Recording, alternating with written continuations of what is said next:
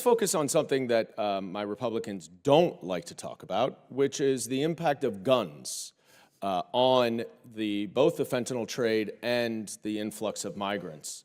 Am I correct, Mr. Beer, that the cartels broadly rule the border in terms of the fentanyl trade as well as a lot of the migration? Is that accurate? Absolutely. They charge a fee to cross the border illegally. They control the traffic. They force people to cross where they want them to cross. It is controlled. And Sheriff Wayburn, do you agree? Absolutely. And Sheriff Wayburn, do you agree that the cartels are able to control the fentanyl trade and the border because they possess weapons, guns, that help give them the power and authority? I haven't inventoried their weapons, of course, but they are a very powerful outlaw organization, and they do have tools. Sheriff Wayburn, would you be surprised to hear that over 500,000 guns are trafficked annually from the United States to Mexico? None of those figures would surprise me. Right. In fact, there's only one gun store in Mexico. It is almost impossible to get a gun in Mexico. And so the cartels, who you've acknowledged, Sheriff Wayburn, and I'm sure, Mr. Cuccinelli, I think you've acknowledged that to me in the past, the cartels rule with guns, but they rule with American-made guns. And yet we are doing nothing to try to stop the trade, try to stop the export of American-manufactured guns to the cartels, which give them the power to run the fentanyl trade and to wreak havoc at the border. And that is why I introduced a bill, the Disarming Cartels Act. I urge my Republican colleagues who do not discuss guns once in their seminal border security package to join us in trying to actually solve the problem. And to solve the problem, you need to stop the export of American-made guns to the drug cartels so that will limit and eliminate their power. Thank you very much, Mr. Chairman. Mr.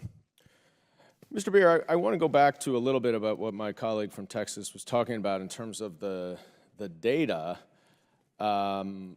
Obviously, it's self-evident that if there are more people in the country and a specific percentage of people commit crimes, there's going to be more crime, right? Yes, the absolute number will increase if the total population is larger. Okay.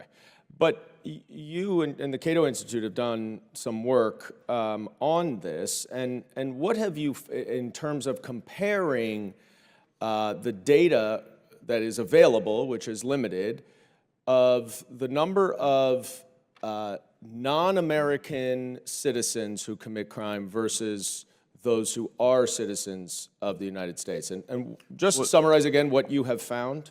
Well, the U.S. Census Bureau data, which goes through 2022, shows that non-Americans or immigrants are 68% less likely to have committed a crime that put them in prison at that time.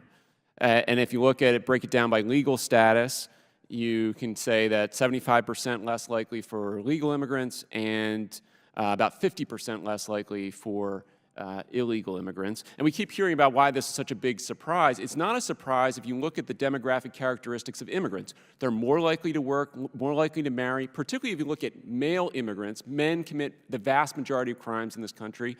Male immigrants work at a rate almost double when you control for education level than similarly educated Americans. Right, and there are other studies that have been done. The Marshall Project and the New York Times found that between 2007 and 2016, there was no link between undocumented immigrants and a rise in violent or property crime in those communities.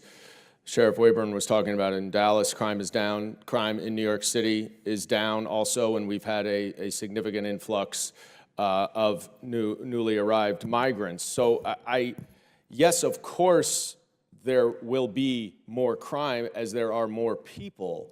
But if the argument is that our country is proportionately or disproportionately more dangerous and insecure and unsafe because of the influx of migrants, the statistics just simply don't bear that out. Is that right, Mr. Beer? That's right. No one's saying we should continue illegal immigration. The question is, should we allow people to come legally to this country or not? That's the whole question. It's already illegal to come here illegally.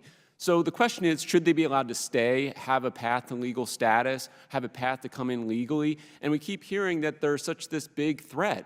No, if the crime rate goes down, that means your likelihood of being a victim of a crime goes down.